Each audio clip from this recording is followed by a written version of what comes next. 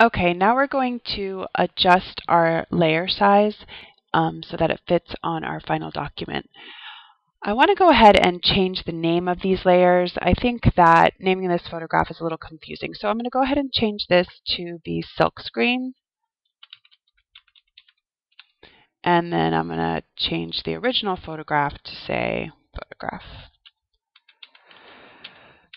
Okay, since these layers have been linked, when I scale either of them, I can highlight this one or I can highlight this one, the size change will happen to both of them. So that's an important reason why we link them as well.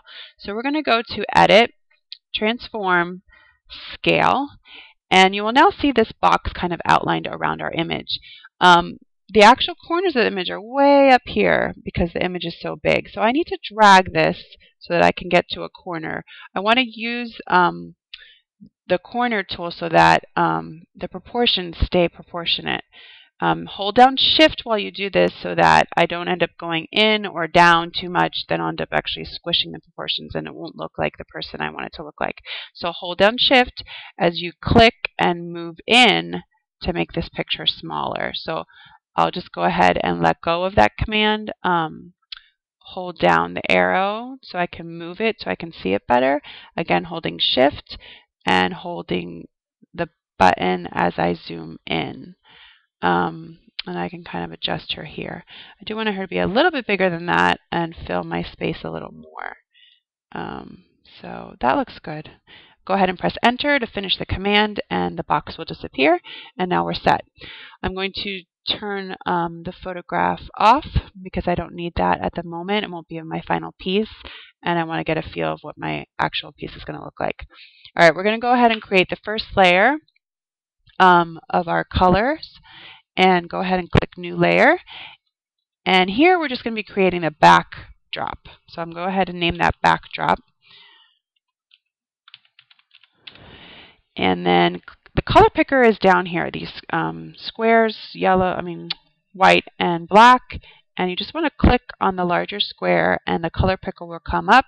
And here's where you're going to enter your CMYK values.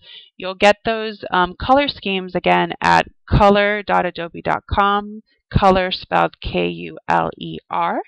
There's no www. So if you haven't done that already, you can go ahead and go to that website and get your color scheme values. So go ahead and start by entering one of them. For the tutorial's sake, I'm just going to go ahead and select one, press OK, and my color will show up here on the color picker now. Now we're going to use the paint bucket tool, which is here found under the eraser. If you don't see the paint bucket tool and you see this one with the rectangle going from dark to light, just go ahead and hold down, get the sub menu there, and click paint bucket tool. All right, so anywhere on the canvas, we're going to go ahead and click, and now we have dumped purple into our new layer. Over here you'll have these little previews of each individual layer.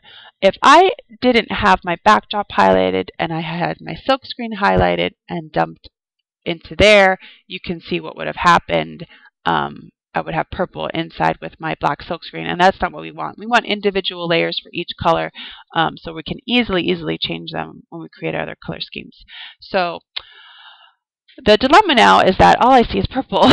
So I just wanted to show you this because this is a common mistake where people create layers on top of other layers and then they're hiding what's underneath. So please understand that the layer on top is the very top layer and the layers underneath will actually fall under it. So I need to drag my silkscreen on top of my backdrop so I can see it above.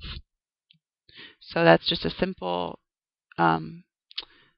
click and drag kind of command. So just holding one of them down and clicking and dragging to the position that you want it to be in.